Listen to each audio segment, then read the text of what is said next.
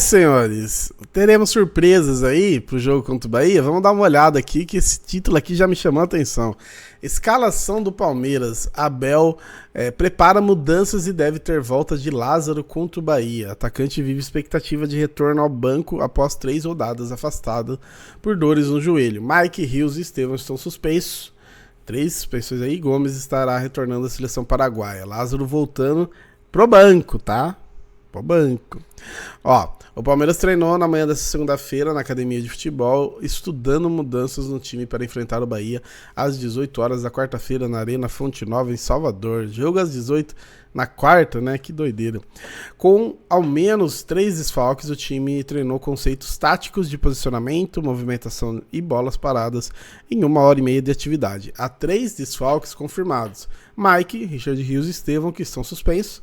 Gustavo Gomes ainda poderia ser um quarto ausente porque defende a seleção uruguaia na Paraguai, no dia anterior, né? Mas a presidente Leila Pereira enviou um de seus aviões para buscar o zagueiro em La Paz e tê-lo à disposição.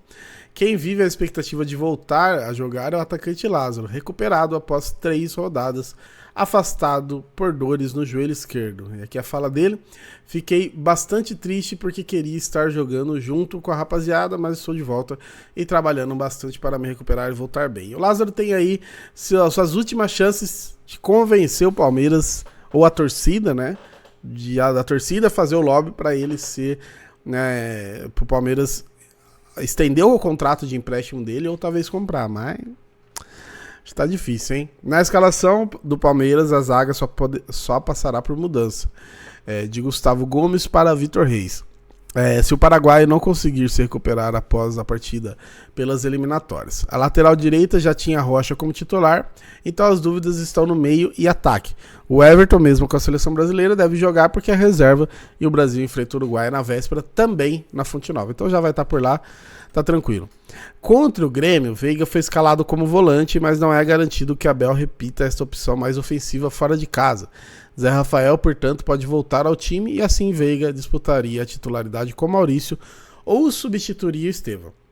Dudu entrou bem no lugar de Felipe Anderson e também ganhou força na disputa por vaga, assim como o Flaco Lopes na vaga de Rony. Uma possível escalação do Verdão tem o Everton, Marcos Rocha, Gomes, o Vitor Reis, Murilo e Caio Paulista, Aníbal Moreno, Zé Rafael e Maurício, Rafael Veiga, Felipe Anderson e Rony ou Flaco Lopes. O que eu faria? E aí, né, eu não sou o senhor Abel Ferreira, e aí eu quero saber a opinião de vocês também, que é muito importante.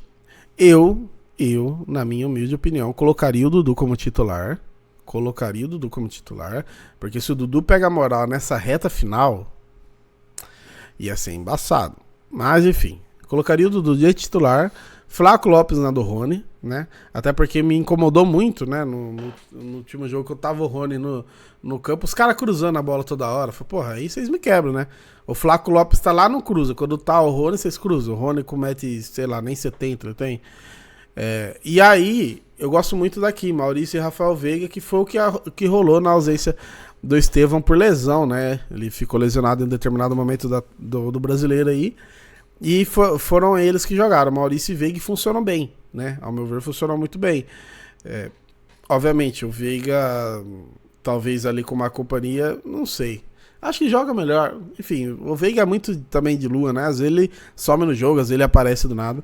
Mas gosto muito de Maurício e Rafael Veiga.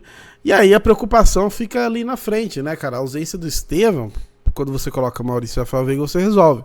Mas aí o Felipe Anderson e o Dudu, né? Tudo bem que o Felipe Anderson não se encaixou ainda, mas a gente sabe que tem questão física maior que o Dudu.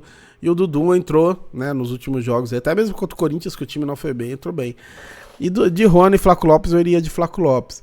O Bahia, vamos dar uma olhada no Bahia, se tem notícias do Bahia, que o Bahia que não tá bem, só que vocês sabem, né? Chega que o Palmeiras é aquele negócio que vira o Real Madrid, né? E aqui pra gente entender um pouquinho do momento do Bahia, né? Eles estão com a projeção para a Libertadores, né? Os 5 motivos para acreditar na classificação do Bahia para a Libertadores. O tricolor tem sequência em casa contra rivais na luta contra o Z4 como trunfo, né? Vai jogar lá mais jogos em casa. O torcedor do Bahia está na bronca com o time, mas nunca deixou de apoiar. É nisso que o esquadrão se apega com mais 3 jogos em casa até o final da competição contra o Palmeiras, Atlético Paranaense e Atlético Goianiense, né? Rivais na luta contra o Z4. Dos 5 últimos adversários, o Bahia encara 4 que lutam contra o rebaixamento: Atlético, Corinthians, Cuiabá e Atlético Goianiense. E aqui, ó, fase ruim tem hora pra acabar. Tomara que não seja agora, né? Ó, o Bahia tem um ponto nos últimos 5 jogos, mas este não é o maior jejum do esquadrão, que chegou a ficar 6 partidas sem vencer entre a 17ª e 21ª rodadas do Campeonato Brasileiro. Além de um jogo na Copa do Brasil, na pior série desde a chegada do técnico Rogério Ceni em setembro do ano passado. Se o histórico for mantido, o momento de calmaria está próximo para o torcedor tricolor. É sempre assim. Tem o lance do goleiro, né? O Marcos Felipe lá, mano, frangando, fazendo cagada todo jogo. Aí chega contra parece que é brincadeira, né? Porque às vezes a gente posta isso, o cara virou um nóia contra a gente. Os caras falam, mas também... Mas é verdade, cara. Os caras ligam uma chave da concentração absurda. Você vê o Marquezinho, cara, é um goleiro extremamente criticado, né? Extremamente criticado no Grêmio. Contra a gente ele bateu 10 com gol, viu? Ele tomou gol e bateu nota 10 no SofaScore, pra vocês terem uma noção da parada, como que o negócio é embaçado contra o Palmeiras. E o Marcos Felipe, né, o goleiro do Bahia, não vem bem, né? Vem frangando, vem falhando, né? Alguns frangos, alguns falhas e tal. E aí vocês duvidam que o cara vai chegar contra nós e vai fechar o gol? Eu não duvido. Eu acho que até o normal de acontecer, né? Infelizmente, porque a concentração é maior e tudo mais. Mas enfim, não é um jogo fácil, fora de casa contra o Bahia tendo as pretensões aí de Libertadores. Vamos dar até uma olhada aqui na tabela, ó. Bahia hoje é o 8º com 46 pontos, se vence o Palmeiras ali iria para 49. Passaria o Cruzeiro, acho que dificilmente chega no São Paulo, mas, né, e o Cruzeiro tem seu jogo, obviamente. Mas até, por exemplo, se afastar aqui do Vasco, do Atlético Mineiro, do próprio Corinthians, que ainda tá sonhando com vaga na Libertadores, né? Então o Bahia tem essas pretensões. O Palmeiras, obviamente, a pretensão de título. 4 pontos atrás do Botafogo, lance do número de vitórias, né? O Botafogo tem 20, o Palmeiras tem 19. Saldo de gol, o Palmeiras tem 1 a mais aí, né? Então, sim, vai ser um jogo bem complicado, um jogo bem difícil. O Estevão não joga, né? A gente viu ali os desfalques. Rios e Mike, provavelmente o Gomes talvez fique no banco, né, por ter jogado um dia antes, mas vamos ver. É um jogo difícil, mas é um jogo que é possível ganhar, né?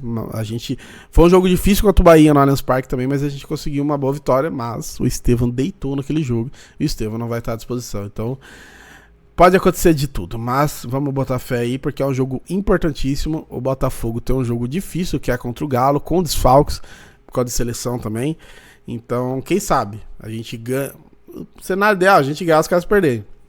Mas, o que ao meu ver pode ser possível, a gente ganhar e o Botafogo empatar. Vocês assinam isso aí? Eu assinaria.